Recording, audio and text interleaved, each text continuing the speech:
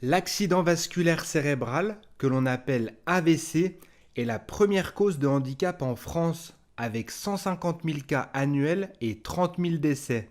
Il se caractérise par un dysfonctionnement cérébral de survenue brutale, suite à une perturbation du flux sanguin cérébral. Quels sont les mécanismes de l'AVC?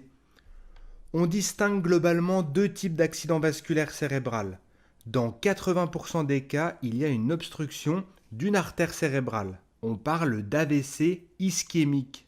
La limitation du flux sanguin peut être occasionnée par le dépôt de plaques d'athérome dans l'artère. Il s'agit d'un amas de cellules sanguines et de mauvais cholestérol.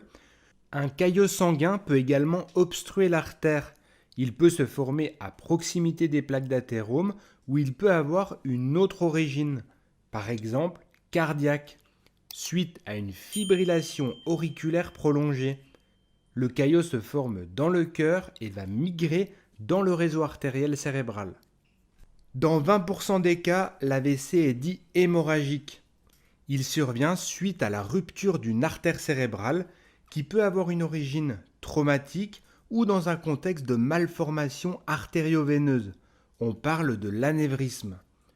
Ce dernier se caractérise par un renflement ou une dilatation d'une artère avec une perturbation du flux sanguin et une faiblesse des parois du vaisseau.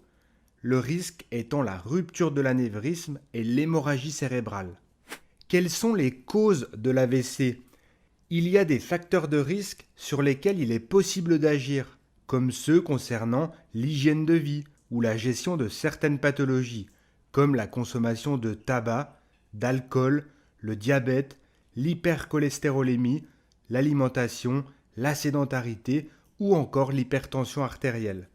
Pour d'autres facteurs de risque, il est plus complexe d'agir. C'est le cas pour l'âge, les prédispositions génétiques, etc. Quels sont les symptômes de l'AVC? La gravité et les symptômes de l'accident vasculaire cérébral vont dépendre grandement de sa localisation et de son étendue. Il est important toutefois de savoir repérer les signes d'un AVC car sa prise en charge est une urgence médicale. Nous avons pour habitude de mentionner des troubles du langage, une paralysie de la face, une faiblesse d'un côté du corps pouvant perturber la motricité, une déformation de la bouche, etc. Devant l'apparition de ces symptômes, il convient de consulter au plus vite. Quels sont les traitements immédiats de l'AVC? Tout d'abord, la première priorité est de déterminer le mécanisme de l'AVC, car, comme vous vous en doutez, nous ne soignons pas un AVC ischémique de la même façon qu'un AVC hémorragique. D'ailleurs, un traitement inapproprié peut aggraver une rupture d'anévrisme. Des imageries médicales vont donc être réalisées pour confirmer l'AVC et son mécanisme. Il est important de noter que dans certains cas, la situation va se résoudre spontanément, sans traitement. On parle alors de l'AIT, accident vasculaire transitoire. Pour les AVC, le traitement s'inscrit dans une course contre la montre, car on estime que les cellules cérébrales peuvent tenir environ 4h30 en hypoxie, c'est-à-dire en manque d'oxygène. Au-delà, des séquelles irréversibles peuvent être présentes. Concernant l'AVC ischémique, dans un premier temps, les médecins réalisent une thrombolyse veineuse.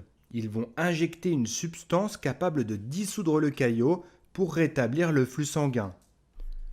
En cas d'échec de cette technique, une thrombectomie peut être réalisée. C'est une technique plus invasive qui consiste à retirer le caillot sanguin qui bouche l'artère. Il existe de nombreuses autres techniques chirurgicales visant à restituer un bon débit sanguin artériel. Pour l'AVC hémorragique, le traitement vise à stopper le saignement de l'artère et à gérer l'hématome qui peut augmenter l'ischémie cérébrale et la pression intracrânienne. Différentes stratégies thérapeutiques peuvent être envisagées au cas par cas, notamment en fonction de la localisation et de l'importance du saignement. Il y a par exemple des neuroembolisations qui consistent à boucher l'anévrisme artériel pour prévenir sa rupture ou les saignements s'il est déjà présent. Si l'hématome est important, il peut être évacué pour limiter la pression intracrânienne. Tous ces traitements, réalisés dans l'urgence, visent à limiter le plus possible la mortalité et les séquelles. Malheureusement, dans certains cas, des troubles moteurs, du langage ou encore cognitifs seront présents et constitueront un handicap pour le patient. Il est important de stimuler la récupération cérébrale dans les mois qui suivent l'accident vasculaire, grâce à la kinésithérapie, l'ergothérapie, l'orthophonie, etc. Voilà pour cette vidéo, j'espère que le contenu vous a plu.